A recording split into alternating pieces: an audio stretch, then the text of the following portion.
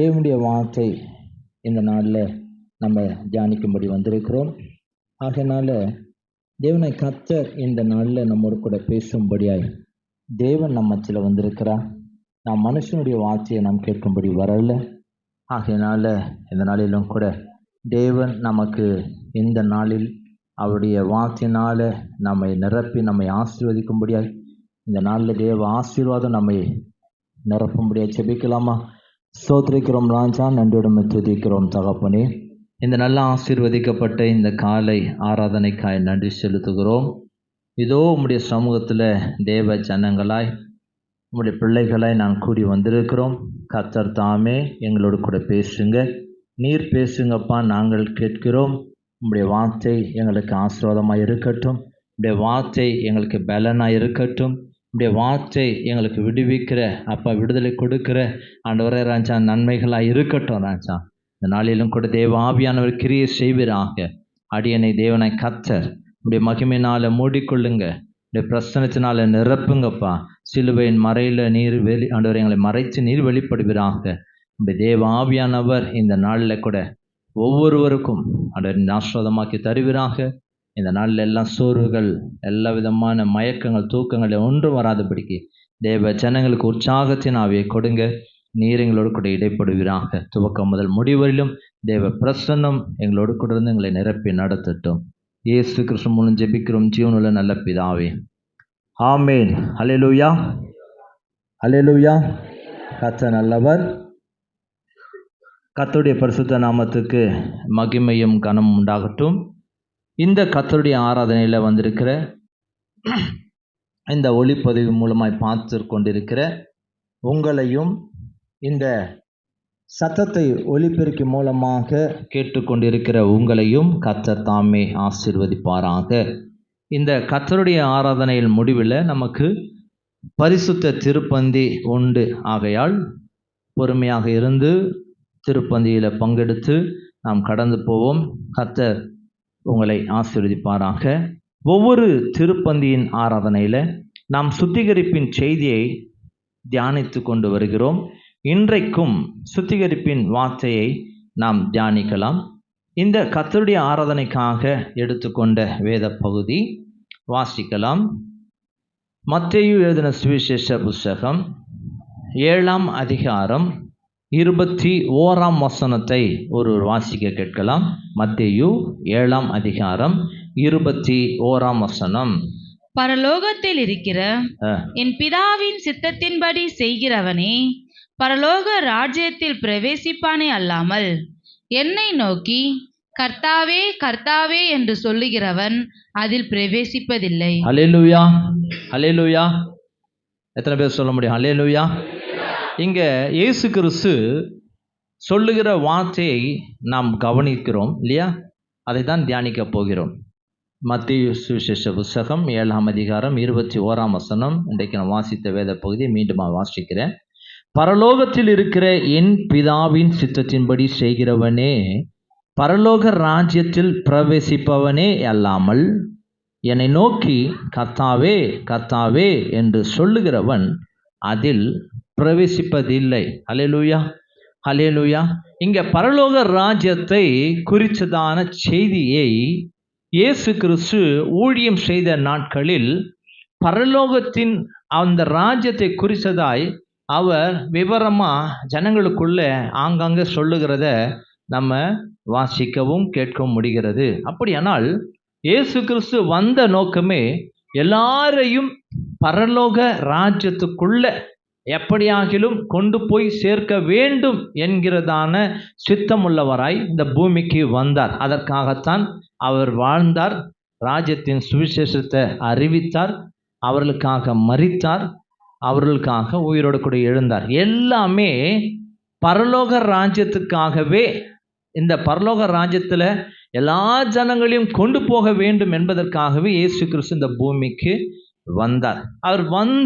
அவர் பிரசங்கித்த பிரசங்கமான இந்த அந்த நாட்களில் இயேசு கிறிஸ்து சொல்லுகிற வார்த்தையில் ஒன்றுதான், பரலோகத்தில் இருக்கிற என் பிதாவின் சித்தத்தின்படி இந்த பூமியில் செய்கிறவன் தான் பரலோக ராஜ்யத்துக்குள்ள பிரவேசிக்க முடியும் என்று சொல்லுகிறதை நம்ம வாசித்தோம் இல்லையா?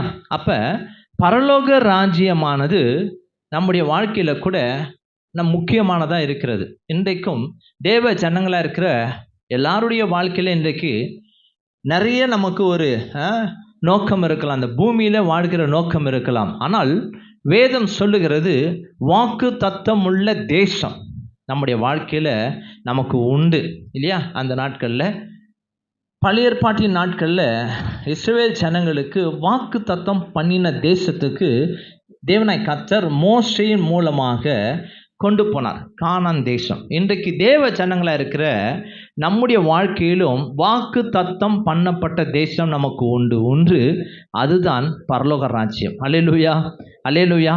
அப்போ பாருங்க, பரலோக ராஜ்யத்துக்கு நாம் போகும் வழியில் கூட கர்த்தர் நம்முடைய வாழ்க்கையில் அவர் கற்றுத்தரார். அப்போ இந்த பரலோக ராஜ்யம் என்பது எப்படிப்பட்டதாய் இருக்கிறது என்பதை குறித்ததாய் இங்கே இயேசு கிறிஸ்து சொல்லுகிறார். பரலோக ராஜ்யத்துக்கு போவது அப்படி ஒரு சுலபமான வழியே இல்லை இல்லையா? அதை தான் இங்கே குறித்து நம்ம பார்க்க முடிகிறது. ஏன் என்று சொன்னால் பாருங்கள், வாக்கு தத்தம் பண்ணப்பட்ட அநேகர் இஸ்ரவேல் ஜனங்கள் எகிப்து தேசத்திலிருந்து புறப்பட்ட எத்தனையோ லட்சம் ஜனங்கள், அவர்கள் எல்லாருமே போனதாக வேதம் சொல்லப்படலை. அல்லேலூயா. எல்லாருமே என்ன செஞ்சாங்களாம்?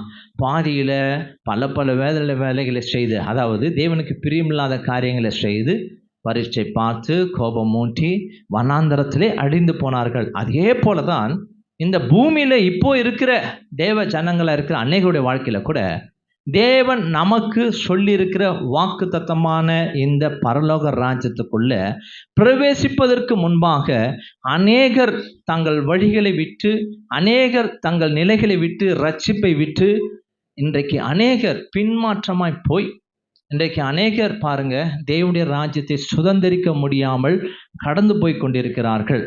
ஆகையினால பரலோக ராஜ்யமானது அது ஒரு சாதாரணமானது அல்ல, சுலபமானதும் அல்ல.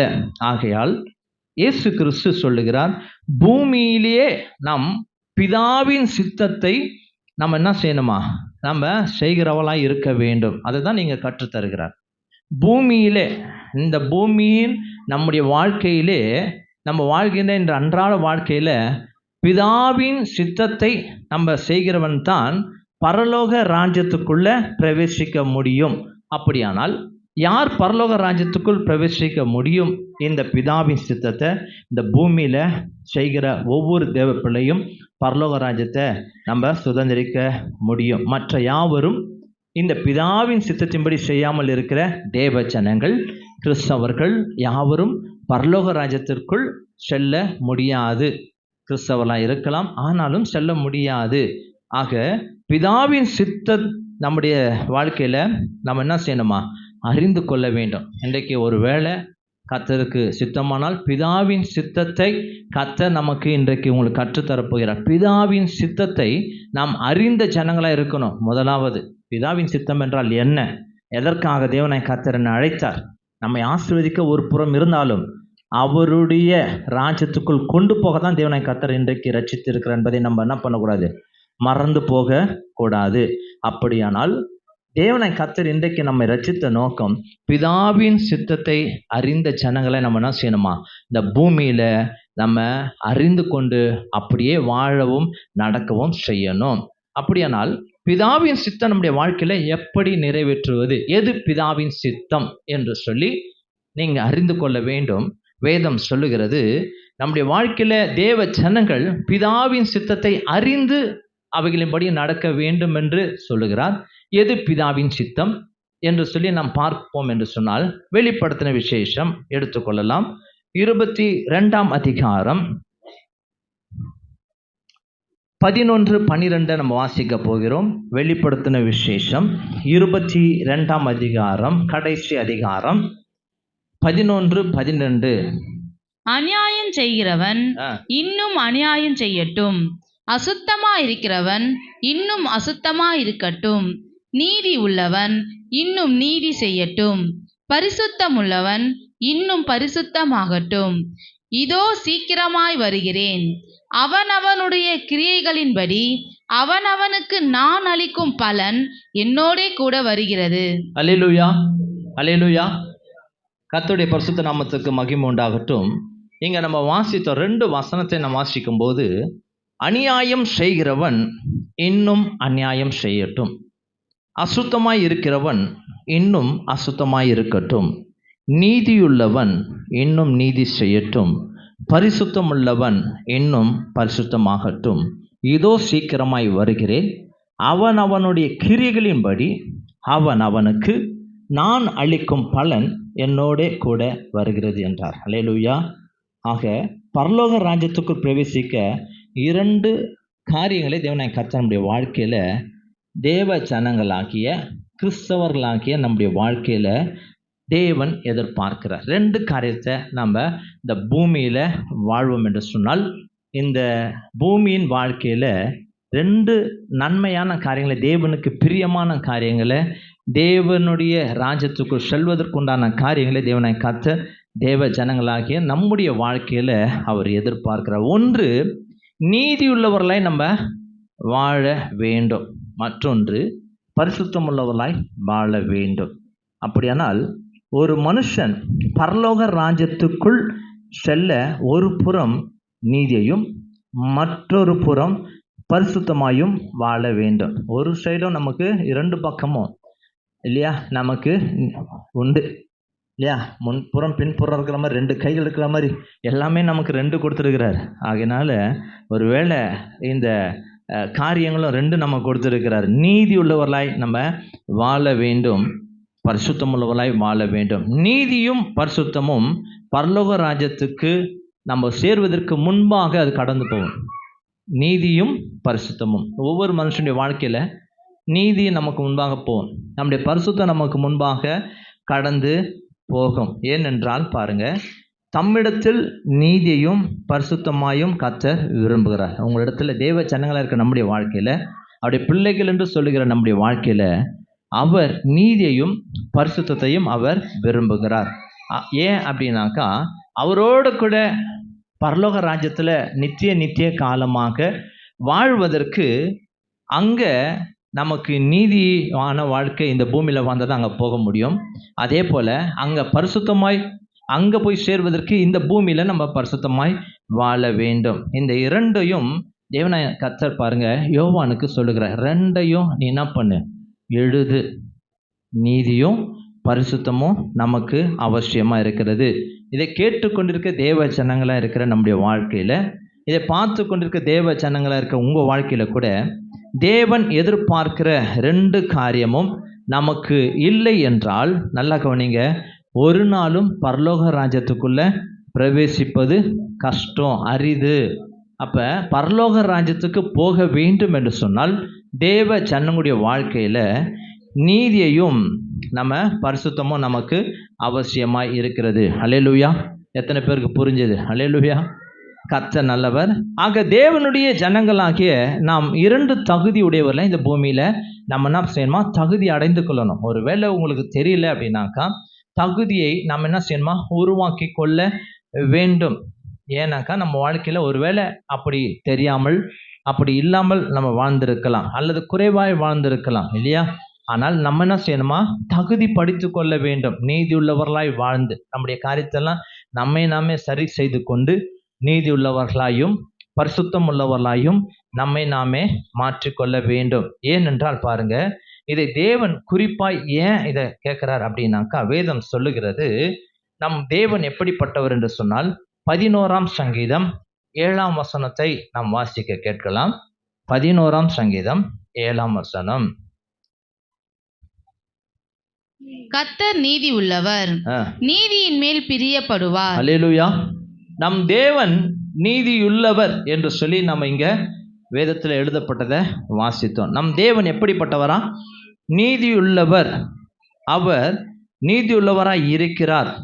உலகத்தை உண்டாக்கின சர்வ வல்லமையுள்ள தேவன் அவர் எப்படிப்பட்டவராய் இருக்கிறார் என்று சொன்னால் நீதியுள்ளவராய் இருக்கிறார். அவரிடத்தில் எவ்வளவு வேணும், அநீதி கிடையாது. ஹல்லேலூயா, ஹல்லேலூயா. அப்ப அவர் சர்வ வல்லமையுள்ள தேவனாய் இருந்தும் அவர் நீதியின்படியே கிரியை செய்கிற தேவனாய் இருக்கிறார். நீதியின்படி தான் இருக்கும். அவர் எதை செய்தாலும் நீதியின்படி தான் இருக்கும். இன்றைக்கும் உங்கள் வாழ்க்கையில் கூட நீங்கள் எந்தெந்த சூழ்நிலையில் நீங்கள் கடந்து வந்திருக்கலாம், ஆனால் உங்கள் வாழ்க்கையில் கூட கர்த்தர் நீதியானபடி தான் தேவனாய் கர்த்தர் நன்மை செய்வார். அல்லேலூயா. நம்மளை எதிர்பார்க்கலாம் இல்லையா? இன்றைக்கு குறுக்கு வழியில் நன்மைகள் எதிர்பார்க்கலாம். சடுதியாக நம்ம இஷ்டம் போல நம்ம எதிர்பார்க்கிற நன்மைகள் அதற்கு எதிராக இருக்கலாம். ஆனால் கர்த்தர் நமக்கு நீதியை அவர் வழங்குவார். அவர் நீதியின்படியே அவர் என்ன செய்வாரா? நமக்கு நன்மைகளை தருவார். அவர் எதை செய்தாலும் அதில் நீதி இருக்கும். தேவன் எதை செய்தாலும் அதில் நீதி காணப்படும். இயேசு கிறிஸ்து இந்த பூமிக்கு இயேசு கிறிஸ்துவை அனுப்பினார். பிதாவுக்கு சொந்த குமாரன், பாருங்க, செல்ல குமாரனா இருந்த இயேசுவை இந்த எல்லா மனுஷருக்காகவும் இந்த பூமிக்கு அனுப்பினார். ஏன் அனுப்பினார் என்று சொன்னால், நம்ம நினைப்போம் பாவங்களுக்காக அனுப்பினார் இல்லையா? அது ஒரு புறம் உண்மைதான். ஜனங்கள் பாவத்திற்காக இயேசு கிறிஸ்துவானவர் ஜீவ பலியாக இந்த பூமிக்கு வர வேண்டும். அப்படியானால் அது உண்மைதான், தவறு கிடையாது. ஆனால் இன்னொரு வகையாக ஒரு காரியத்தை சொல்கிறேன் பாருங்களேன். ஆதாம் ஏவாள் வஞ்சிக்கப்பட்டார்கள் இல்லையா? அவர்கள் பாவம் செய்வதற்கு, அவர்கள் துணிந்து பாவம் செய்வதற்கு ஏமாற்றப்பட்டார்கள் என்று சொல்லி நம்ம பார்க்கிறோம். பிசாசினால, அந்த சர்ப்பத்தினால வஞ்சிக்கப்பட்டார்கள். அப்ப இந்த வஞ்சிக்கப்பட்டதற்காக ஜனங்க பாருங்க, 2 பேரும் ஏமாற்றப்பட்டு பாவம் செய்து கீழ்ப்படியாமையினால அவர்கள் தேவ கோபத்துக்குள்ளாகி அவர் தோட்டத்தை விட்டு வெளியே வந்தார்கள். அப்படியானால் இவளுக்கு நீதியை செய்யணும். வஞ்சிக்கப்பட்டதுனால மீண்டுமாய் அவர்களை தேவனாய் கர்த்தர் எங்க கொண்டு வரணும்? அவருடைய தோட்டத்துக்குள்ள, பிதாவின் ராஜ்யத்துக்குள்ள கொண்டு வரும்படியாக கிறிஸ்துவை இந்த பூமியில அனுப்பினார். அல்லேலூயா. எத்தனை பேர் புரிஞ்சுது? அல்லேலூயா. அப்ப அங்க ஏமாற்றப்பட்டதுனால அவர் நீதியாக தன்னுடைய குமாரனை அனுப்பினார். அல்லேலூயா. அப்படியானால் பாருங்க, தேவனாய் கர்த்தர் அவர் எந்த காரியத்தை செய்தாலும் எல்லாருக்குமே அவர் நீதியாக இருப்பார். கிறிஸ்தவர்கள் மாத்திரமல்ல, எந்த மனுஷனுக்கும் அவர் நீதியாகவே இருப்பார். வேதத்தில் ஒரு சம்பவத்தை குறித்து நம்ம வேகமாக வாசிக்கலாம். அப்போஸ்தலர் எழுதின நிருபத்தில் 13ஆம் அதிகாரம் 22ஆம் வசனத்தை நம்ம வாசிக்க கவனிப்போம். பின்பு அவர் வாசிக்கலாம். அவனை தள்ளி தாவீதை அவர்களுக்கு ராஜாவாக ஏற்படுத்தி, ஈசாயின் குமாரனாகிய தாவீதை என் இருதயத்துக்கு ஏற்றவனாக கண்டேன், எனக்கு சித்தமானவைகளை எல்லாம் அவன் செய்வான் என்று அவனை குறித்து சாட்சியும் கொடுத்தார். ஹல்லேலூயா, ஹல்லேலூயா. கவனிக்கணும், கொஞ்சம் வேதத்தை கவனிக்கணும். இங்க தாவீதை குறித்து விசேஷமாய் கர்த்தர் சொல்லப்பட்ட ஒரு செய்திதான். அவர் எப்படி அவனை சிநேகித்தார் என்று சொன்னால், என் இருதயத்துக்கு ஏற்றவன் என்று சொல்லி தாவீதை தேவனாய் கர்த்தர் அங்கே எப்படியெல்லாம் அவர் நேசித்தார் என்பதை குறித்ததாய் அங்கே எழுதப்பட்டிருக்கிறது இல்லையா? அவனை குறித்து சாட்சியும் அங்கே கொடுத்தார் என்று சொல்லி நாம் பார்க்கிறோம். அது மாத்திரமல்ல, அதே தாவீது தேவனுக்கு நேசிக்கப்படத்தக்கவனாக இருந்தாலும், அவனுடைய இருதயத்துக்கு ஏற்றவராக இருந்தாலும், அதே தாவீதுடைய வாழ்க்கையில் ஒரு தவறை அவன் வாழ்க்கையில் செய்யும்போது கர்த்தர் என்ன செய்தார் என்று சொல்லி நாம் பார்க்கலாம். 2 சாமுவேல் புஸ்தகத்தில் 11ஆம் அதிகாரம் 1-4 வரைக்கும் வேகமாக வாசிப்போம். 2 சாமுவேல் புஸ்தகத்தில் 11 1-4 வரை. மறு வருஷம் ராஜாக்கள் யுத்தத்திற்கு புறப்படும் காலம் வந்தபோது தாவீது யோவாபையும் அவனோட கூட தன் சேவகரையும் இஸ்ரவேல் அனைத்தையும் அம்மோன் புத்திரரை அழிக்கவும் ரப்பாவை முற்றுகை போடவும் அனுப்பினான். தாவீதோ எருசலேமில் இருந்து விட்டான். ஒரு நாள் சாயங்காலத்தில் தாவீது தன் படுக்கையிலிருந்து எழுந்து அரண்மனை உட்பருகையின் மேல் உலாத்தி கொண்டிருக்கும் போது ஸ்நானம் பண்ணுகிற ஒரு ஸ்திரீயை உட்பருகையின் மேலிருந்து கண்டான். அந்த ஸ்திரீ வெகு சௌந்தரவதியாயிருந்தாள். அப்பொழுது தாவீது அந்த ஸ்திரீ யார் என்று விசாரிக்க ஆள் அனுப்பினான். அவள் எலியாமின் குமாரத்தியும் ஏத்தியனான உரியாவின் மனைவியுமாகிய பத்சேபாள் என்றார்கள். அப்பொழுது தாவீது ஆள் அனுப்பி அவளை அழைத்து வர சொன்னான். அவள் அவனிடத்தில் வந்தபோது அவளோடு சயனித்தான். பிற்பாடு அவள் தன் தீட்டு நீங்கும்படி சுத்திகரித்து கொண்டு தன் வீட்டுக்கு போனாள். ஹல்லேலூயா, ஹல்லேலூயா. இங்க தாவீதுடைய வாழ்க்கையில தேவனுடைய இருதயத்துக்கு ஏற்றவனா இருந்தாலும், தேவனுடைய விருப்பத்துக்கு அவன் நேசிக்கத்தக்க ஒரு மனுஷனா இருந்தாலும், அவனுடைய வாழ்க்கையில இவன் பாவத்துக்கு இடம் கொடுக்குறான். இங்க ஒரு காரியத்தை செய்கிறான். உரியாவின் மனைவியை அவன் என்ன செய்கிறானா, அவன் துணிகரமாய் அவன் என்ன செஞ்சானா பாருங்க, அவன் இச்சித்து அவளை என்ன பண்ணான், கொண்டு வர சொல்லி சைனைத்தான் என்று சொல்லி நம்ம பார்க்கிறோம். ஆனால் இன்னொரு சம்பவத்தையும் நம்ம வாசிக்க போகிறோம். 2 சாமுவேல் புஸ்தகத்தில் கவனிக்கணும். 11ஆம் அதிகாரம் 14 முதல் 17 வரைக்கும் நம்ம வாசிக்கலாம். கவனிங்க. காலமே தாவீது யோவாபுக்கு ஒரு நிருபத்தை எழுதி உரியாவின் கையில் கொடுத்து அனுப்பினான். அந்த நிருபத்திலே மும்முரமாய் நடக்கிற போர் முகத்திலே நீங்கள் உரியாவை நிறுத்தி அவன் வெட்டுண்டு சாகும்படிக்கு அவனை விட்டு பின்வாங்குங்கள் என்று எழுதியிருந்தான். அப்படியே யோவாப் அந்த பட்டணத்தை சூழ காவல் போட்டிருக்கையில் பராக்கிரமசாலிகள் இருக்கிறார்கள் என்று தான் அறிந்த இடத்தில் உரியாவை நிறுத்தினான். பட்டணத்து மனுஷர் புறப்பட்டு வந்து யோவாவோடே யுத்தம் பண்ணுகையில் தாவீதின் சேவகராகிய ஜனத்தில் சிலர் பட்டார்கள். ஏத்தியனாகிய உரியாவும் செத்தான். அப்போது யோவாப் அந்த யுத்தத்தின் செய்திகளை எல்லாம் தாவீதுக்கு அறிவிக்க ஆள் அனுப்பி தான் அனுப்புகிற ஆளை நோக்கி, நீ யுத்தத்தின் செய்திகளை எல்லாம் ராஜாவுக்கு சொல்லி தீர்ந்தபோது ராஜாவுக்கு கோபம் எழும்பி அவர், நீங்கள் பட்டணத்திற்கு இத்தனை கிட்ட போய் யுத்தம் பண்ண வேண்டியது என்ன? அலங்கத்தில் நின்று எய்வார்கள் என்று உங்களுக்கு தெரியாதா? எருபேசேத்தின் குமாரன் அபிமெலேக்கை கொன்றது யார்? தெசபேசிலே ஒரு பெண் பிள்ளை அலங்கத்தில் இருந்து ஒரு ஏந்திர கல்லின் துண்டை அவன் மேல் போட்டதினால் அல்லவோ அவன் செத்தான். நீங்கள் அலங்கத்திற்கு இத்தனை கிட்ட போனது என்ன என்று உன்னோடே சொன்னால் அப்பொழுது நீ உம்முடைய சேவகனாகிய உரியா என்னும் ஏத்தியனும் செத்தான் என்று சொல் என்றான். பாருங்க, யோவாப் சரியா அறிஞ்சிருந்தான். அவன் சொன்ன மேட்ரு ஏன் அப்படின்னாக்கா, இந்த உரியாவுக்கிட்ட ஒரு நிருபத்தை கொடுத்து, யோவாப் அங்க போர்க்களத்தில் படைத்தலைவனாக இருக்கிறாரு, அவர்கிட்ட போய் கொடுங்க அப்படின்னு சொல்லி ஒரு நிருபத்தை கொடுத்து அனுப்புகிறார். இந்த நல்ல ஒரு மனுஷன் உரியா என்ன பண்ணுறாரு, எஜமான் சொல்லுகிற இந்த காரியத்தை போய் செய்கிறார். ஆனால் அதில் என்ன இருந்தது அப்படின்னாக்கா, இவரை தான் என்ன சொல்லுது, அந்த யுத்தத்தின் மும்முரத்தில் முன்பதாக பலவான்கள் இருக்கிற இடத்துல, பலவான்கள்னா ஒவ்வொரு தாவீதுக்கு அநேக பலவான்கள் இருந்தாங்க. அவங்க அங்கே ஃப்ரண்ட்டில் அங்கே என்ன பண்ணாங்கன்னா நிற்க வைப்பாங்க. இவர்கள் ஒவ்வொருவரும் பராக்கிரமசாலிகளாக இருந்தாங்க. அந்த இடத்துல இந்த உரியா அவன் பராக்கிரமசாலி அல்ல, ஆனால் போர் சேவகனாக இருக்கிறான். அந்த இடத்துல நிறுத்திட்டு மும்முரமாக சண்டை வரும்போது பராக்கிரமசாலிகளாக வெளியே வந்துருங்க, அவன் ஆப்போசிட்டில் இருக்கிற அந்த ஜனத்தில் யுத்தம் பண்ணி வெட்டுண்டு சாக வேண்டும் என்று சொல்லி அந்த நிருபத்தில் எழுதி அவன் கையில் தான் கொடுத்து இந்த யோவாட்டை அனுப்பும் போது யோவாப் இதை அறிந்து கொண்டான். அப்படியே இந்த யோவாப் என்ன செஞ்சான்னா, இந்த உரியாவை முன்னாடி நிறுத்தி யுத்தம் வரும்போது, யுத்தம் மும்முரமாகும்போது எல்லாம் விலகிட்டாங்க. இந்த உரியா இறந்துட்டான். நல்லா கவனிங்க.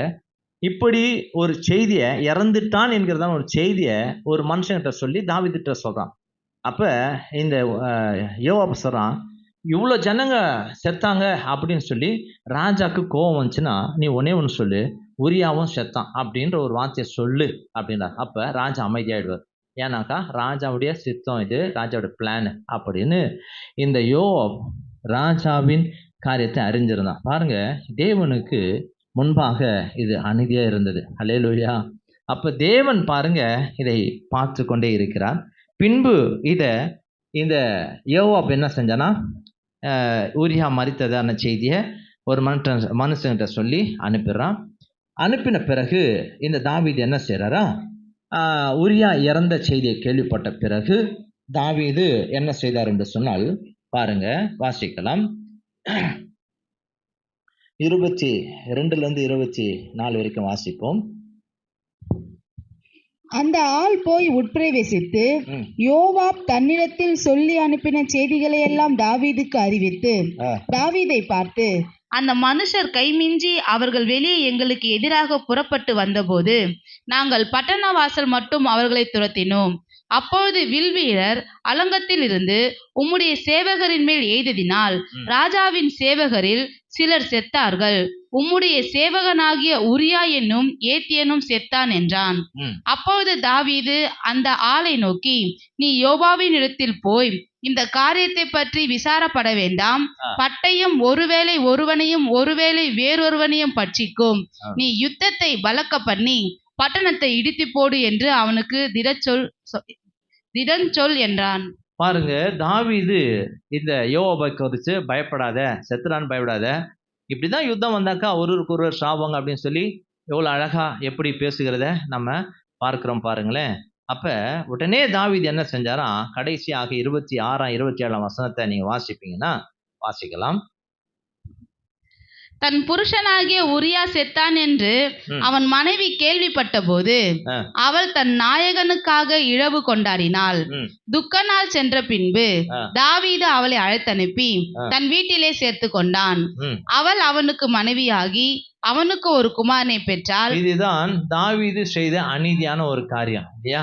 தேவனுக்கு பிரியமாய் இருந்தான், தேவனுக்கு சாட்சி கொடுத்தவனா இருந்தான், சாட்சியே தாவீதை குறித்து தேவனே சாட்சி சொன்னார் இல்லையா? அப்படிப்பட்ட ஒரு நேசிக்கிற ஒரு மனுஷனா இருந்தாலும் அநீதி என்று சொன்னால் கர்த்தர் அதற்கு எதிர்த்து நிற்கிறவராய் இருக்கிறார்.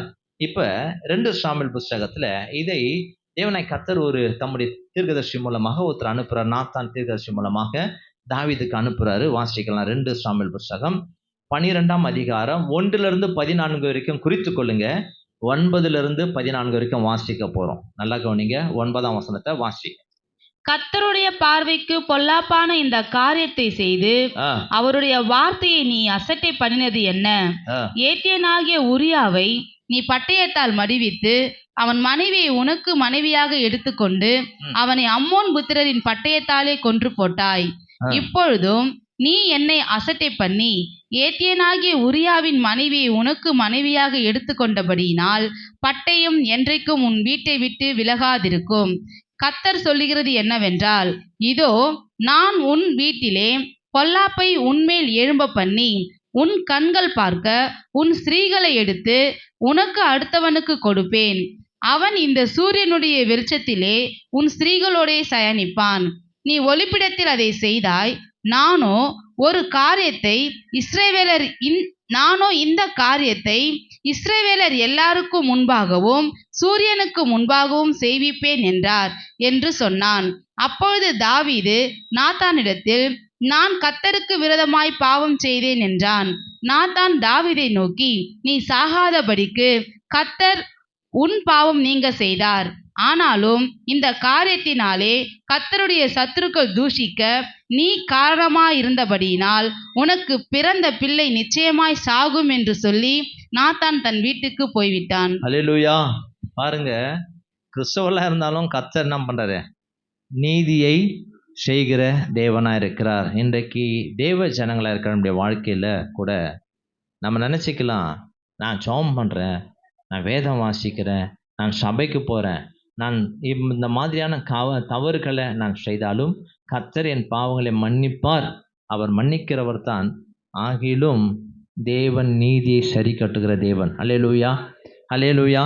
தேவன் நீதி உள்ள தேவனாய் இருக்கிறார். அப்ப நம்முடைய வாழ்க்கையில கூட அவர் நீதி உள்ளவராக இருக்கிறார். அப்படியே இந்த தாவீது தேவன் சொன்ன அந்த குறித்த காலத்துல அவனுடைய வாழ்க்கையில போராட்டங்களும் இப்படிப்பட்டதான தேவன் சொன்ன நீதியை நிறைவேற்றி முடித்தார். அவன் வாழ்க்கையில ரொம்ப கஷ்டப்பட்டான் அந்த ஒரு காரியம் செய்து. அப்படியானால் நிச்சயமாகவே தேவனாய் கர்த்தர் யாரா இருந்தாலும் அவர் நீதியை அவர் சரி கட்டுகிற தேவன். அல்லேலூயா.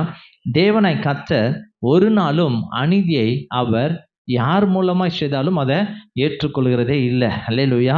அவர் நீதியுள்ளவர் என்று சொல்லி நம்ம வாசித்தோம். அப்ப அவர் அநீதியை ஏற்றுக்கொள்கிறவர் அல்ல, அவர் அநீதி செய்கிற தேவனும் அல்ல, நீதியே அவர் செய்கிறார். யாரா இருந்தாலும் கர்த்தர் நீதி உள்ளவராய் இருக்கிறதுனால அவர் எதை செய்தாலும் அது நீதியுள்ளதா இருக்கும். இயேசு கிறிஸ்துவின் நாட்கள்ல கூட பாருங்க, இயேசு கிறிஸ்து தேவனுடைய குமாரனா இருந்தார். அவருடைய நாட்கள்ல இந்த பூமியில வாழ்ந்து ஊழியம் செய்த நாட்கள்ல அவர் எப்படிப்பட்ட நீதி உள்ளவராய் இருந்தார் என்று சொல்லி நாம் பார்ப்போம் என்று சொன்னால், இயேசு கிறிஸ்து ஊழியம் செய்த நாட்கள்ல ஒரு சம்பவம் நேருகிறது. வாசிக்கலாம். யோவான் எழுதின சுவிசேஷ புஸ்தகம் 8ஆம் அதிகாரத்துல நம்ம 1, 2, 3 வாசிக்கலாம். யோவான் 8ஆம் அதிகாரம். இயேசு ஒலிவமலைக்கு போனார். மறுநாள் காலையிலே அவர் திரும்பி தேவ ஆலயத்திற்கு வந்தபோது ஜனங்கள் எல்லாரும் அவரிடத்தில் வந்தார்கள். அவர் உட்கார்ந்து அவர்களுக்கு உபதேசம் பண்ணினார்.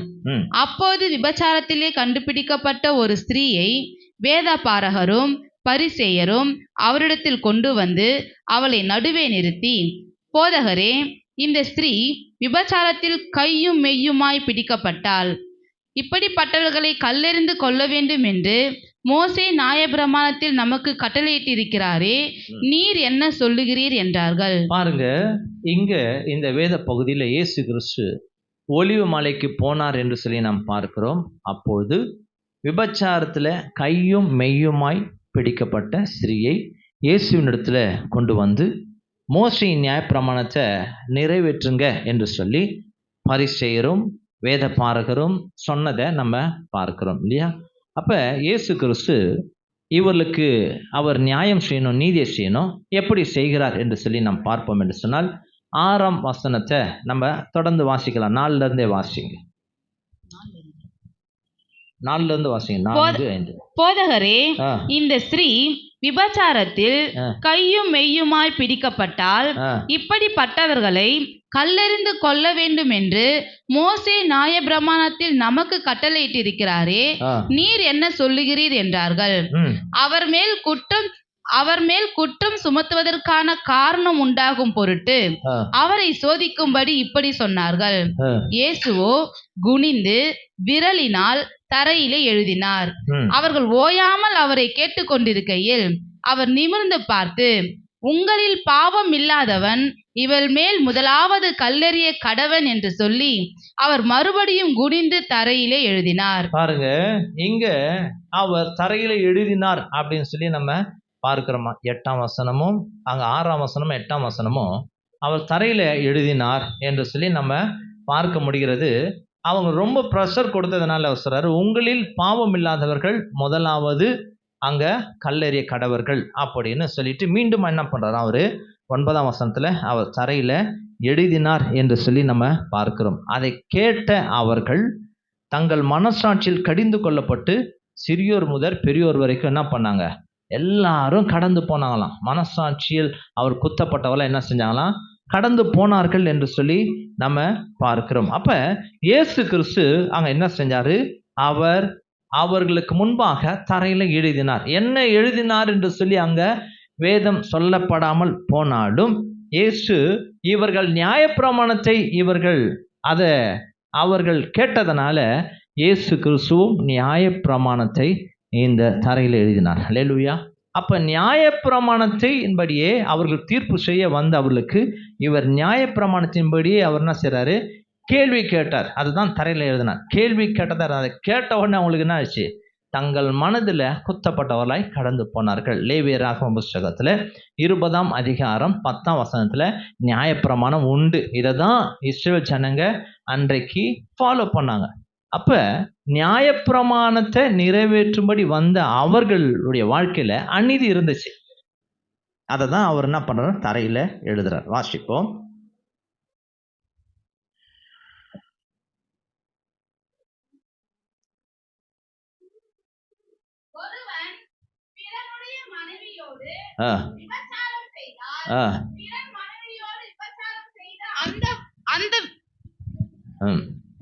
ஒருவன் பிறனுடைய மனைவியோடு விபச்சாரம் செய்தால் பிறன் மனைவியோடு விபச்சாரம் செய்த அந்த விபச்சாரனும் அந்த விபச்சாரியும் கொலை செய்யப்பட கடவர்கள். இப்ப நியாயப்பிரமாணம் சொல்லுது, இவங்க எதை தான் கொண்டு வராங்க இயேசு கிறிஸ்துவிடத்துல, நியாயப்பிரமாணத்தை. அந்த நியாயப்பிரமாணத்துல எங்களை மோசே கொடுத்துட்டாரு, அந்த நியாயப்பிரமாணத்தின்படியே நீங்க தீர்ப்பு செய்யணும் அப்படின்னு கேட்டாங்க. நல்லதுதான். ஆனா அந்த நியாயப்பிரமாணத்தை இவங்க முழுமையா செய்யாம இவங்க என்ன செஞ்சாலாம் பாருங்க, அநீதியாக சிறிய மட்டும் கொண்டு வந்திருக்கிறாங்க. அப்போ சொல்றாரு, நியாயப்பிரமாணத்தை உங்களுக்கு தெரியும், இந்த நியாயப்பிரமாணத்தின்படி நான் உங்களுக்கு கேள்வி கேட்கிறேன். இங்க நியாயப்பிரமாணத்துல ஒருவன் ஒரு மனுஷனும் ஒரு ஸ்திரியும் சேர்ந்து சயனித்தாதான் விபச்சாரம் என்று சொல்லப்படுகிறதே. இங்கே நீங்க அநீதியாய் செய்திருக்கிறீங்களே அப்படின்னு சொல்லி அவர் என்ன பண்ணாராம், தரையில எழுதின போது அவங்க எல்லாம் என்ன பண்ணிட்டாங்க, அவர்கள் தங்களுடைய இருதயத்துல கடிந்து கொள்ளப்பட்டவர்களா என்ன செஞ்சாங்களாம், அவரை விட்டு கடந்து போனார்கள் என்று சொல்லி நாம் பார்க்கிறோம். அப்ப இயேசு கிறிஸ்து ஊழியம் செய்த நாட்கள்ல கூட அவர் என்ன செஞ்சாரு, நீதியை அவர் செய்தார். அல்லேலூயா. அநீதி எங்குமே அவர் செய்யல. அப்ப இயேசு கிறிஸ்து அவர் தேவகுமாரனா இருந்ததுனால தேவன் எப்படி நீதி உள்ளவரா இருக்கிறாரோ அதே போலதான் அவரும் இந்த பூமியின் வாழ்க்கையில நீதியாகவே அவர் வாழ்ந்து நீதியை நடப்பித்து அவர் என்ன செஞ்சாராம், அவர் ஊழியம் செய்தார். இன்றைக்கு தேவ ஜனங்கள் தேவ பிள்ளைகள் என்று சொல்லப்படுகிற நம்முடைய வாழ்க்கையில அவருடைய இரத்தத்தினால கழுவப்பட்டு இருக்கிற நம்முடைய வாழ்க்கையில இன்றைக்கு தேவ ஆலயத்தில் இருக்கிற நம்மை தேவனை கர்த்தர் நீதிமானாய் மாற்றி இருக்கிறார். இல்லையா? உங்களுக்கு புரியுதா இல்லையா? நீதிமானாய் நம்மளை மாற்றி இருக்கிறார். அப்ப தேவன் நீதி உள்ளவராக இருக்கிறார். அவருடைய குமாரனாய் கிறிஸ்து நீதி உள்ளவராக இருக்கிறார். கிறிஸ்துவின் இரத்தத்தினால கழுவப்பட்டு இருக்கிற தேவ ஜனங்களா இருக்கிற நம்முடைய வாழ்க்கையில கூட அவர் நீதிமானாய் மாற்றி இருக்கிறார். ரோமருக்கு எழுதின நிருபம் 8ஆம் அதிகாரம் 30ஆம் வசனத்துல நீங்க வாசிக்க போறீங்க, கவனிங்க. எவர்களை முன்குறித்தாரோ அவர்களை அழைத்தும் இருக்கிறார், எவர்களை அழைத்தாரோ அவர்களை நீதிமான்கள் ஆக்கியும் இருக்கிறார். போதும். அல்லேலூயா. எவர்களை அவர் முன் குறித்தாரோ அவர்களை அழைத்தும் இருக்கிறார், எவர்களை அழைத்தாரோ அவர்களை நீதிமான்களும் ஆக்கியும் இருக்கிறார். அல்லேலூயா. இன்றைக்கு அவருடைய இரத்தத்தினால கழுவப்பட்டு நம்ம வந்திருக்கிறோம் இல்லையா? இயேசு கிறிஸ்துவின் இரத்தத்தின் மூலமாக கழுவப்பட்ட நிலைமை தான் ஞானஸ்தானம். அப்ப ஞானஸ்தானம் பெற்ற ஒவ்வொருவரையும் தேவனை கர்த்தர் எப்படி பார்க்கிறார் என்று சொன்னால் நீதிமானாக பார்க்கிறார். அல்லேலூயா. இன்றைக்கு அவருடைய பார்வையே நீதிமானாய் இருக்கிறது அப்படின்னு சொல்லி, நான் நீதிமானாய் அவளை மாற்றிட்டேன் அப்படின்னு அவர் நம்மை பார்க்கிறார். அது மாத்திரமல்ல, இன்றைக்கு தேவ ஜனங்களா இருக்கிற நம்முடைய வாழ்க்கையில அவர் நம்மை எப்படி பாருங்க சுத்திகரித்து நீதிமானாக மாற்றி நீதியை கற்றுத்தந்து நீதியின் பாதையில அவர் நம்மை வழி நடத்தி நீதியில நடப்பதற்கு அவர் என்ன செய்யறார், நமக்கு போதிக்கிறார். முழுமையாக கிறிஸ்து நமக்கு வேத வசனத்தின் மூலமாகவும் நம்ம தேவனுடைய சித்தம் நீதியாகவும் நமக்கு இருக்கிறது. அப்படியானால் இன்றைக்கு நம்ம நீதியை நமக்கு தேவ ஜனங்களா இருக்க நம்முடைய வாழ்க்கையில கற்றுத்தருகிறார். காரணம் ஏன்னாக்கா, தேவ ஜனங்கள் நீதிமான்களாக இருக்கணும். அல்லேலூயா. இன்றைக்கு நம்ம சொல்லிக்கலாம் நீதிமான்கள் என்று சொல்லி நம்ம சொல்லிக்கலாம். ஆனால் நீதியின்படி நம்ம வாழலாம் ஒரு நாளும் நம்ம நீதிமான்களே கிடையாது. அல்லேலூயா. பெயர் கிறிஸ்தவர்களா இருக்கலாம், ஆனால் நம்முடைய வாழ்க்கையில நம்ம நீதியை கடைபிடித்து நீதியின்படி வாழும்போது தான் உண்மையாக தேவனுடைய பிள்ளைகளாய் நம்ம இருக்கிறோம். இயேசு கிறிஸ்து அவர் பிதாவினுடைய சொந்த குமாரன் என்பதை நிரூபித்தார், நீதியை வெளிப்படுத்தினார், நீதியான வாழ்க்கையை வாழ்ந்தார், நீதியை அவர் செய்தார். இன்றைக்கு தேவ ஜனங்களா இருக்கிற நம்முடைய வாழ்க்கையில நீதி தானே செய்யணும். தேவ ஜனங்களா இருக்கிற நம்ம சொல்றோம் நான் தேவனுடைய பிள்ளை அப்படின்னு நம்ம சொல்லிக்கலாம், ஆனால் நம்ம வாழ்க்கையில நீதி இருக்கணுமா இல்லையா? அப்ப அநீதி இருக்குமானால் நம்ம தேவனுடைய பிள்ளைகளாய் இருக்க முடியாது. அப்படியானால் பாருங்க, தேவனாய் கர்த்தர் இன்றைக்கும் தேவ ஜனங்களா இருக்கிற நம்முடைய வாழ்க்கையில அவர் நீதியானவைகளை விரும்புகிறார். அப்ப இன்றைக்கு தேவனாய் கர்த்தர் நம்மை அவர் ஆராய்ந்து பார்க்கும்படியாய் இந்த வார்த்தைகள் நமக்கு நேராய் வருகிறது. இன்றைக்கு நம்ம நீதியா இருக்கிறோமா யோசித்து பாருங்க. நம்ம வாழ்க்கையில இன்றைக்கு கிறிஸ்துவை போல நம்ம நீதி செய்யறோமா? பிதா நம்முடைய வாழ்க்கையில அவர் எப்படியெல்லாம் நீதியா இருந்தார், நம்ம வாழ்க்கையில நம்ம நீதிமானாய் இருக்கிறோமா என்று சொல்லி நம்மை நாமே ஆராய்ந்து பார்க்க வேண்டும். அப்ப தேவன் எதிர்பார்க்கிற நீதியை நம்ம செய்கிறோமா? யோசித்து பாருங்க. உங்க வாழ்க்கையில கர்த்தர் என்ன செய்யறாரோ அதை நம்ம செய்திருக்கிறோமா? தேவனுடைய கட்டளைப்படி நடக்கிறோமா? அவருடைய கற்பனைகளை கீழ்ப்படுகிறோமா? தேவன் வேதம் என்றெல்லாம் நம்மளுக்கு சொல்லுகிறார் அதன்படி செய்கிறோமா? அதன்படி செய்தால் நம்ம நீதிமான். அப்படி இல்லை என்று சொன்னால் நல்லா கவனிங்க, நாம் தேவனுடைய சித்தத்தின்படி வாழாமல் தேவனுடைய கட்டளையின்படி இராமல் நம்முடைய வாழ்க்கையில இன்னொரு நீதி உண்டு. ரெண்டு நீதி. ஒன்று தேவ நீதி, இல்லைனாக்கா தேவ ஜனங்களா இருக்கலாம். இன்னொரு நீதி இருக்குது, அது சுயநீதி. அல்லேலூயா, அல்லேலூயா. அப்ப ஒன்று தேவ சித்தத்தின்படி வாழ்கிறவன் அவன் தேவ நீதியை நிறைவேற்றுகிறான். இரண்டாவது சுயநீதியில் வாழ்ந்து கொண்டிருக்கிற தேவ ஜனங்கள் இன்றைக்கு அநேகர் உண்டு. சுயநீதி என்று சொன்னால் பாருங்க, தேவ நீதி என்று சொன்னால் தேவனுடைய கட்டளைகளின்படி நடப்பது தேவநீதி. சுயநீதி என்று சொன்னால் நமக்கு நலமாய் தோன்றுவதெல்லாம் சுயநீதி. நான் சரியா இருக்கிறேன், நான் செய்வது சரி அப்படின்னு சொல்லி உங்க இருதயத்தில் ஒரு வேலை எப்படி இருக்குமானால் அது சுயநீதி. இதை கேட்கிற தேவ ஜனங்களாக இருக்கிற நம்முடைய வாழ்க்கையில் இன்றைக்கும் நம்ம தேவ ஜனங்களாக இருக்கிறோம், கிறிஸ்தவ குடும்பங்களாக இருக்கிறோம், ஞானஸ்தானம் பெற்றிருக்கலாம், தேவாலயத்துக்கு வருகிறவர்களாக இருக்கலாம், ஜெபிக்கிறவர்களாக, துதிப்பவர்களாக, வேதம் வாசிப்பவர்களாக நம்ம இருக்கலாம். ஆனால் இப்படியெல்லாம் இருந்துட்டு தேவ நீதியின்படி வாழாமல் சுயநீதியில் நம்ம வாழ்வோமானால் ஒரு நாளும் நமக்கு பலனே கிடையாது, ஒரு நன்மையும் நமக்கு வராது, பரலோக ராஜ்யத்துக்கு நம்ம போகவே முடியாது. அப்போ சுயநீதியோடு கூட தேவ ஜனங்களாக வாழ்கிறவர்கள் உண்டு. சுயநீதியில், தேவ நீதி இல்லாமல் சுயநீதி, என் இஷ்டம், என்னுடைய இருதயம் என்ன சொல்லுதோ, என் சிந்தையில் என்ன சொல்லுதோ, நான் சொல்கிறது தான், எனக்கு சரின்னு படுறது தான். இப்படி தான் இன்றைக்கு அநேக தேவ ஜனங்கள் தங்கள் சுயநீதி போதும், நான் எதை செய்தாலும் சரியாக தான் செய்வேன், இப்படி தங்கள் சுயநீதியில் வாழ்ந்தால் போதும் என்று சொல்லி இருக்கிற நாம் பரலோக ராஜ்யத்துக்கு போகவே முடியாது. வேதம் சொல்லுகிறது பாருங்க, இயேசு கிறிஸ்து ஒரு ஓமையை சொல்றார். அந்த ஓமையை வாசித்தா உங்களுக்கு புரியும். பாருங்களேன், அந்த ஓமையை நம்ம வாசிக்கலாம். மத்திய எழுதின சுவிசேஷ புஸ்தகம் 22ஆம் அதிகாரம் 1-2 நம்ம வாசிப்போம். இயேசு மறுபடியும் அவர்களோடு ஓமைகளாய் பேசி சொன்னது என்னவென்றால், பரலோக ராஜ்யம் தன் குமாரனுக்கு கல்யாணம் செய்த ஒரு ராஜாவுக்கு ஒப்பாயிருக்கிறது. அழைக்கப்பட்டவர்களை கல்யாணத்திற்கு வர சொல்லும்படி அவன் தன் ஊழியக்காரரை அனுப்பினான். 12 வரைக்கும் வாசிப்போம். அவர்களோ வர மனதில்லாதிருந்தார்கள். அப்பொழுது அவன் வேறு ஊழியக்காரை அழைத்து, நீங்கள் போய், இதோ என் விருந்தை ஆயத்தம் பண்ணினேன், என் எருதுகளும் கொழுத்த ஜந்துக்களும் அடிக்கப்பட்டது, எல்லாம் ஆயத்தமா இருக்கிறது, கல்யாணத்திற்கு வாருங்கள் என்று அழைக்கப்பட்டவர்களுக்கு சொல்லுங்கள் என்று அனுப்பினான்.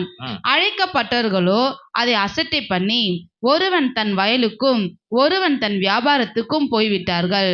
மற்றவர்கள் அவன் ஊழியக்காரரை பிடித்து அவமானப்படுத்தி கொலை செய்தார்கள். ராஜா அதை கேள்விப்பட்டு கோபம் அடைந்து தன் சேனைகளை அனுப்பி அந்த கொலை பாதகரை அழித்து அவர்கள் பட்டணத்தையும் சுட்டெரித்தான். அப்பொழுது அவன் தன் ஊழியக்காரை நோக்கி, கல்யாண விருந்து ஆயத்தமா இருக்கிறது, அழைக்கப்பட்டவர்களோ அதற்கு அபாத்திரமாய் போனார்கள்.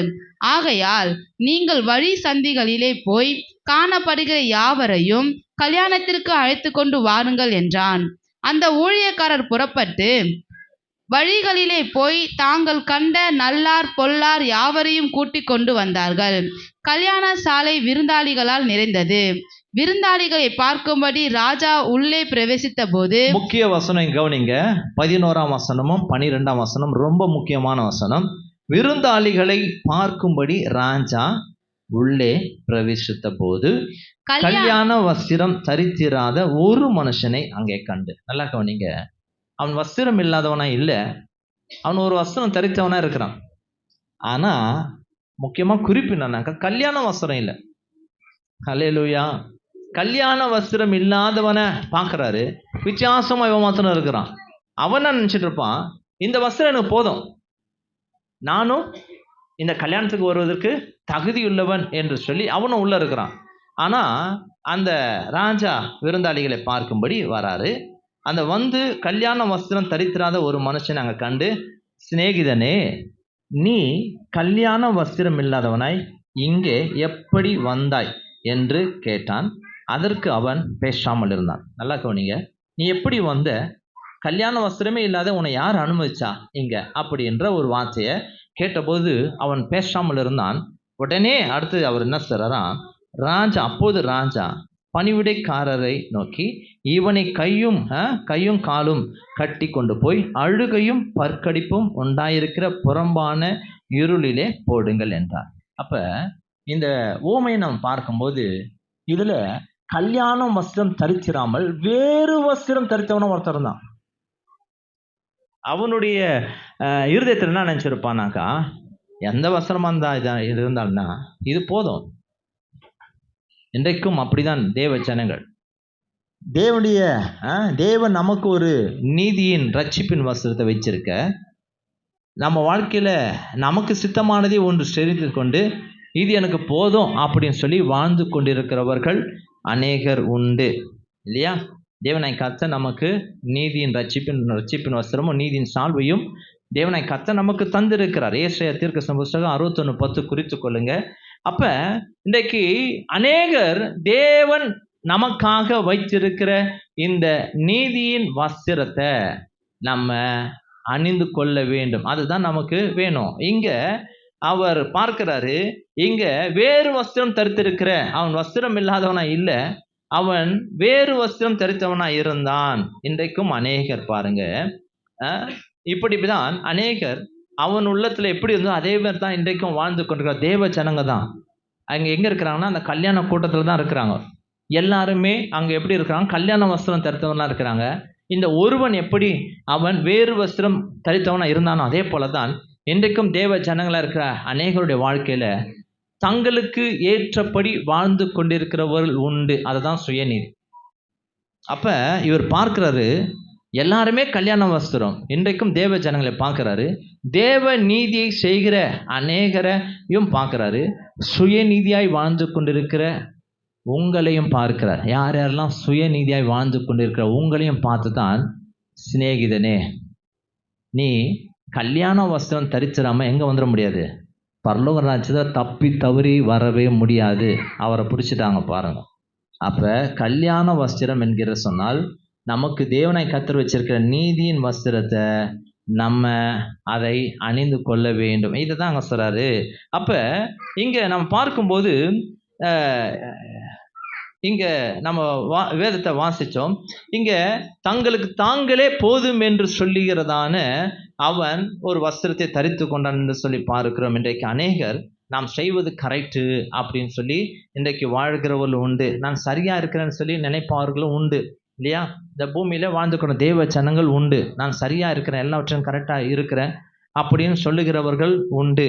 நான் எத்தனையோ நன்மைகளை செய்கிறேன், அது எனக்கு போதுமானது அப்படின்னு சொல்லி நினைக்கிறவர்கள் உண்டு.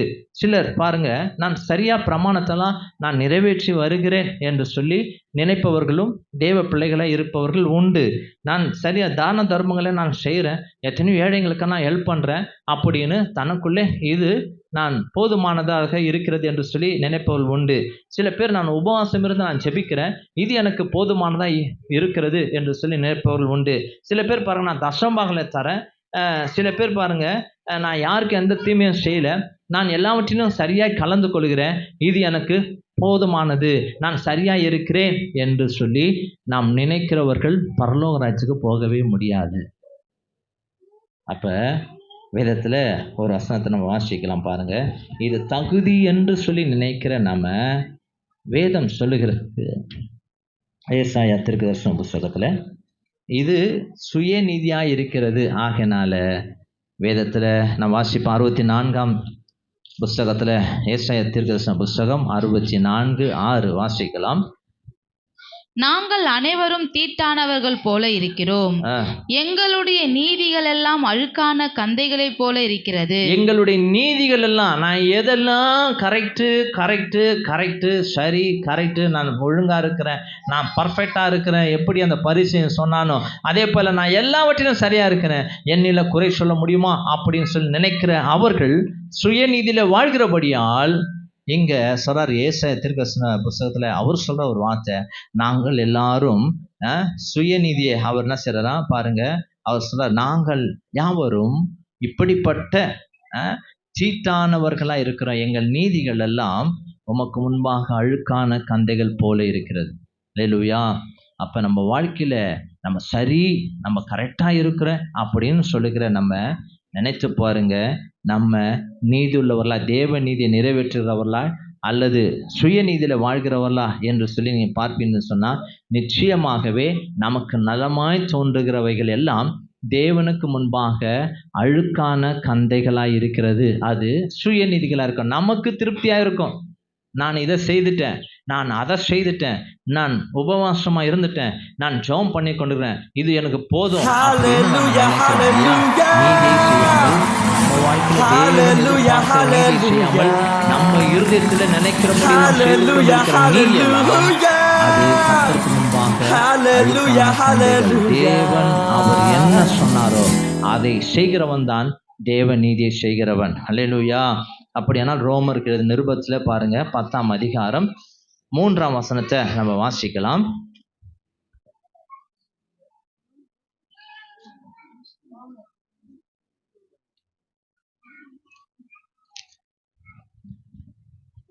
எப்படி என்றால், அவர்கள் தேவ நீதியை அறியாமல் தங்கள் சுய நீதியை நிலைநிறுத்த தேடுகிறபடியால் தேவ நீதிக்கு கீழ்ப்படியாதிருக்கிறார்கள். தங்கள் சுய நீதியை தேடுகிறபடியால் நான் சரியா இருக்கணும், எல்லாருக்கும் முன்பாக நான் பர்ஃபெக்டா இருக்கணும் அப்படின்னு தங்கள் சுய நீதியை தேடுகிறபடியால் அவர் யாருக்கு அவர்கள் பிரியமில்லாதவர்களை கீழ்ப்படியாதவர்களை இருக்கிறான்னு சொன்னா தேவ நீதிக்கு கீழ்ப்படியாதவர்களை இருக்கிறார். அப்போ இன்றைக்கு தேவ ஜனங்களா இருக்கிற நம்முடைய வாழ்க்கையில பாருங்க, நம்ம எந்த நீதியில வாழ்ந்து கொண்டு இருக்கிறோம்? தேவ நீதியிலா அல்லது நமக்குள்ள இருக்கிற தோன்றுகிற சுயநீதியில நம்ம வாழ்ந்து கொண்டு இருக்கிறோமா? யோசித்து பாருங்க. சுயநீதியில இருப்பவர்களுக்கு உண்டான அடையாளத்தை சில நான் சொல்லுறேன், கவனிங்க. சில வேளையில நல்லா தான் இருப்பாங்க, அவங்கள கண்டே பிடிக்க முடியாது. ஆனா பிரச்சனைன்னு வந்துடுச்சுன்னு வச்சிங்களேன், பிரச்சனைன்னு வந்துடுச்சுன்னா அவர்கள் எப்படி இருப்பாங்க? அவங்களுக்குள்ள இருக்கிற சுயநீதியெல்லாம் வெளியே வந்துடும். அவங்களுக்கு ஏற்கனவே இருந்தது போல இருக்க மாட்டார்கள். தம்மை நீதிமானாக காட்டும்படி அவர் என்ன செய்வாங்களா? அவர் செய்வார்கள். தன்னை நீதிமானாக காண்பித்து மற்றவர்களை குற்றவாளியாக அவர்கள் என்ன செய்வாங்களாம்? காட்டிக்கொண்டே இருப்பார்கள். அப்ப சிலர் பாருங்க, இந்த சுயநீதியில வாழ்கிறவருடைய வாழ்க்கையில மற்றவர்களை குறைகள் சொல்லிக்கொண்டே இருப்பார்கள், மற்றவர்களை குற்றங்களை சுட்டி காட்டிக்கொண்டே இருப்பார்கள். தான் எல்லாவற்றிலேயும் நான் சரியானவன் என்று சொல்லி அவர்கள் நினைப்பார்கள். ஆகையினால தான் வேதம் சொல்லுகிறது, அப்போஸ்தலனாகிய பவுல் சொல்றாரு, இப்படிப்பட்ட சுயநீதிகளாய் இருக்கிற நாம் சரியா இருக்கிறேன், நீ சரியா இல்லை, இன்றைக்கு நான் கரெக்டாக இருக்கிறேன், நான் பரிசுத்தமாக இருக்கிறேன் அப்படின்னு தேவ ஜனங்கள் நம்மை நாம் சரியா இருக்கிறோம், அவன் சரியா இல்லை, இந்த சகோதரி சரியில்லை, அந்த சகோதரன் சரியில்லை, அந்த குடும்பம் சரியில்லை, என் குடும்பம் கரெக்டாக இருக்குது அப்படின்னு நீங்கள் நினச்சிங்கனாக்கா அது சுயநீதி. அப்படி நம்ம நினைக்கக்கூடாது. நம்ம தேவ நீதியாய் நம்ம வாழணும். நான் தேவனுடைய நீதியை நான் என் வாழ்க்கையில் செய்கிறேன்னா அதுதான் தேவனை கர்த்தர் விரும்புகிறார் இல்லையா? வேதத்தில் சொல்லப்படுகிறத வாசிக்கலாம். 2 கொரிந்தியர் புஸ்தகம் 5ஆம் அதிகாரம் 10ஆம் வசனத்தை நம்ம வாசிக்கலாம், கவனிங்க.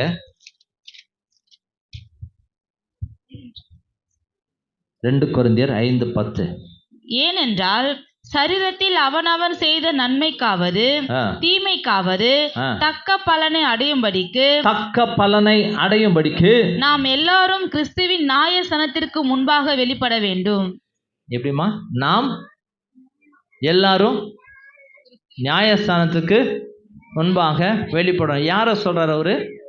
நாம் எல்லாரும்னா யார்? அது அவரோட சேர்த்தான் சொல்றாரு. பார்த்தீங்களா? அப்போஸ்தலனாகிய பவுல் எந்த அளவுக்கு அவர் தேவ மனுஷனாக இருந்தோம் அவர் சொல்கிறாரு, எல்லாவற்றையும் கற்றுக் கொடுத்தும் அவர் சொல்கிறாரு நாம் எல்லாரும் அப்படின்னா அவரோடு கூட தான் சொல்கிறார். அப்போ எல்லாருமே யாருக்கு முன்னாடி தான் போய் நிற்கணும்? தேவனுக்கு முன்னாடி நிற்கணும், நியாயஸ்தானத்துக்கு முன்னாடி நிற்கணும். நான் கரெக்டாக இருக்கிறேன்னு மாத்திரம் நம்ம இன்னைக்கு வாழ்ந்துட்டு நம்ம சுயநீதியில் வாழ்ந்துட்டோம்னா அவருக்கு முன்பாக நம்ம நிற்கணும். அதை மறந்து விடாதீர்கள். ஆகையினால நம்ம தேவ நீதியை நம்ம செய்கிறவர்களாக இருக்க வேண்டும். இதை கேட்டுக்கொண்டிருக்க தேவ ஜனங்களை நம்முடைய வாழ்க்கையில் நாம் எல்லாரும் கர்த்தருக்கு முன்பாக அவர் நீதியுள்ள நியாயாதிபதியாக இருக்கிறார். அவருக்கு முன்பாக நாம் எல்லாரும் நிற்க தான் செய்யணும். நம்முடைய சுயநீதி ஒன்றும் அங்கே செல்லுபடி ஆகாது. ஆகையினால தேவ நீதியை மாத்திரம் நம்முடைய வாழ்க்கையில் அவர் எதிர்பார்க்கிறார். ஆகையினால இன்றைக்கு தேவனுடைய வார்த்தையை கேட்டுக்கொண்டிருக்கிற நம்முடைய வாழ்க்கையில் சுயநீதியை நம்முடைய வாழ்க்கையில் வெறுத்து தாழ்மையுள்ளவர்களாய் தேவ நீதியை பின்பற்றி நம்ம நடக்க வேண்டும். நம்முடைய வாழ்க்கையில் எல்லாவற்றிலையும் கர்த்தர் வேதம் என்ன சொல்கிறது, வேதத்தின் மூலமாக தேவனை கர்த்தர் என்ன சொல்லியிருக்கிறாரோ அதன்படி தான் நம்ம என்ன செய்யணும். நமக்கு நலமாய் தோன்றுகிறதெல்லாம் தேவனுக்கு நலமாய் தோன்றாது. தேவனுக்கு பிரியமா இருக்காது. ஆகையினால தேவனுக்கு பிரியமான காரியங்களை நம்ம, நீதியான காரியங்களை நம்ம செய்ய வேண்டும். ஒருவேளை இதுவரை நாம் சுயநீதியில நம்ம ஒருவேளை வாழ்ந்திருப்பீர்கள் என்று சொன்னால், நம்முடைய வாழ்க்கையில நம்முடைய பேச்சில் சுயநீதி இருந்திருக்கும் இல்லையா? நம்ம பேச்சில் நீதி இருக்குதா? யோசித்து பாருங்க. நம்முடைய சுவாபத்தில் நீதி இருக்குதா? நம்முடைய சிந்தையில நீதி இருக்குதா? எல்லாருமே பாருங்க, நீங்களே உங்களை யோசித்து பாருங்க.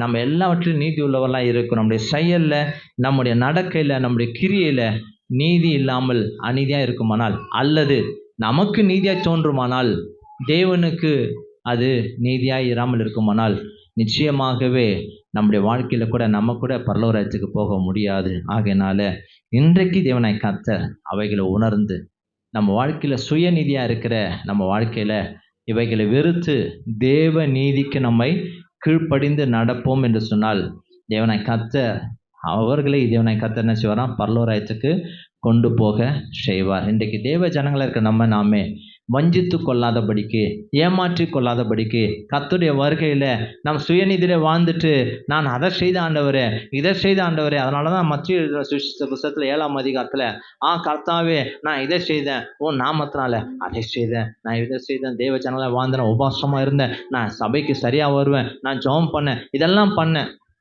அப்படின்னு சொன்னாலும், நீ சுயநீதியில வாழ்ந்ததுனால, நீ தேவ நீதியில வாழாமல் இருந்ததுனால, பரலோக சித்தத்தின்படி நீ செய்யாததுனால, தேவனாய் கர்த்தர் உன்னை அறியேன் அப்படின்னு நம்மை பார்த்து சொல்லுவார். ஆகையினால இந்த நாட்கள்ல நம்ம தேவ நீதிக்குள்ளாக நம்ம வரணும். தேவ நீதி என்று சொன்னால், தேவன் சொல்லுகிற, நமக்கு கற்பித்து கொடுக்கிற சகல நன்மையான வழிகளில், கற்பனைகளில, கட்டளைகளில, தேவன் நம்ம கற்றுத்தருகிறதான நீதியின் பாதையில நம்ம நடப்போம். பரலோக ராஜ்யம் நமக்கு சமீபமாயிருக்கிறது. இந்த நாளிலும் கூட இந்த ஒரு காரியத்தை நம்ம தியானித்தோம். 2வது, பரிசுத்தமுள்ளவர்களாக இருக்க வேண்டும். அதை கர்த்தருக்கு இஷ்டமானால் இன்னொரு நாள் நம்ம அதை தியானிக்கலாம். தேவனுக்கு முன்பாக நீதியுள்ள ஜனங்களாய் நம்ம வாழும்படியாக கர்த்தர் நம்மை நீதிமானாய் மாற்றினார். பாருங்க, ஒரே ஒரு காரியத்தை சொல்லி நான் முடிக்கிறேன். நம்மை நீதிமானாய் கடைசி வரைக்கும் ஓடுவோம் என்று சொல்லி தான் தேவனாய் கர்த்தர் நம்மை அவருடைய ரத்தத்தினால கழுவி நீதியின் பாதியில ஓடும்படி வைத்திருக்கிறார் இல்லையா? அப்ப நம்ம ஓடி முடிக்கும் போது தான் நம்ம ஒரு வேளை இன்றைக்கு நம்ம நீதிமானாய் நம்ம பேரோட கூட ஓடுறோம் இல்லையா? ஆனால் நம்ம நீதிமானா அப்படின்னாக்கா நிச்சயமாக நம்ம நீதிமான் கிடையாது. அப்படிதானே இல்லையா? பெயர்ல தான் நீதிமானா ஓடுறோம். உதாரணமா ஒரு காரியத்தை சொல்றேன், கவனிங்க. நம்மை அவர் நீதிமானாய் கழுவி அப்படி நீதியின் பாதையில ஓடும்படி வச்சுட்டாரு. ஓடி முடிக்கும் போது தான் நம்ம முழுமையான நீதிமான். ஹல்லேலூயா. இப்போ ஒரு குடும்பத்தில் ஒரு பிள்ளையை காலேஜில் படிக்க வைக்கிறோன்னா, ஒரு டாக்டருக்கு படிக்க வைக்கிறோன்னு வச்சிங்களேன். ஆரம்பத்தில் 4 வருஷம் டாக்டர் படிக்கணும்னா, ஆரம்பத்தில் நம்ம சேர்த்துட்டோம். நமக்கு என்ன பெருமையாக இருக்குனாக்கா, எங்கள் வீட்லேயும் ஒரு என்ன உண்டு, டாக்டர் உண்டு. அதனால் அவர் டாக்டர் கிடையாது, உடனே அவரால் இதெல்லாம் பண்ண முடியாது, தெரியுமா? ஆனால் நம்ம என்ன சொல்லிக்கலாம், எங்கள் வீட்டில் டாக்டர் உண்டுப்பா, எங்கள் வீட்டில் இன்ஜினியர் உண்டு, நாங்களும் சாதாரண ஆள் கிடையாது, இப்படியெல்லாம் நம்ம சொல்லிக்கலாம். ஆனால் முடிவில் தான் அவருக்கு என்ன பண்ண முடியும், இவர் டாக்டர் என்று சொல்லி யார் சொல்லுவா? சர்டிஃபிகேட் கொடுக்கப்படும். அல்லேலூயா. அது வரைக்கும் அவர் டாக்டர் என்ற பேரில் என்ன பண்ணுவார், அவருடைய வாழ்க்கையில் ஓடிக்கொண்டு இருப்பார். இன்றைக்கும் தேவ ஜனங்களாக நம்முடைய வாழ்க்கையில் தான் கர்த்தர் நம்மை அவர் நீதிமானாக அவர் ரத்தத்தினால் கழுவி நீதியின் பாதையில் நமக்கு காண்பித்து, நமக்கு உற்சாகப்படுத்தி, நமக்கு போதித்து, நமக்கு அவர் ஓடுமுடி வச்சிருக்கிறார். நீதியின் பாதையில் ஓடி முடிக்கும் போது தான் அவருடைய வருகையிலே நம்மை அடைப்பார். உத்தமமும் உண்மையுள்ள நீதிமானே வா என்று சொல்லி. அல்லேலூயா. ஆகையினால இன்றைக்கு அவர் நம்மை நீதிமானாய் பார்க்கிறார். நம்ம வாழ்க்கையில் நாம் அதற்கு மாறாக அநீதியான வாழ்க்கையோ அல்லது சுயநீதியான வாழ்க்கையோ நம்ம வாழ்க்கையில் வாழாமல் இவைகளை குறித்து ஆராய்ந்து பார்த்து நம்மை நாமே அறிந்து கொண்டால் நம்ம தேவனுக்கு முன்பாக நியாயம் தீர்க்கப்படும் என்று சொல்லி வேதம் சொல்கிறது. ஆகையினால சுயநீதியை வெறுத்து தேவ நீதியில் நம்ம வாழ்வோம் என்று சொன்னால் முடிவில் கர்த்தர் நம்மை நீதிமானாக பரலோக ராஜ்யத்தில் நம்மையும் அவர் ஏற்றுக்கொள்வார். நம் கண்களை மூடி இந்த நாளிலும் கூட தேவனாய் கர்த்தருக்கு முன்பாக நம்ம ஒப்பு கொடுக்கலாமா? தேவனாய் கர்த்தர் இன்றைக்கு அவர் நம்மை நீதிமானாக தான் பார்க்கிறார். உங்கள் வாழ்க்கையில் சுயநீதியில் நம்ம வாழ்ந்திருக்கலாம், என் வாழ்க்கையில் இஷ்டத்தின்படி நான் வாழ்ந்திருக்கலாம், நான் செய்வது கரெக்டு, எனக்கு என்னுடைய இருதயம் என்ன சொல்லுதோ அது கரெக்டாக தான் இருக்கும் அப்படின்னு நினைக்கலாம். அது தேவனுக்கு முன்பாக அழுக்கான கந்தை என்று சொல்லி வேதம் சொல்கிறது.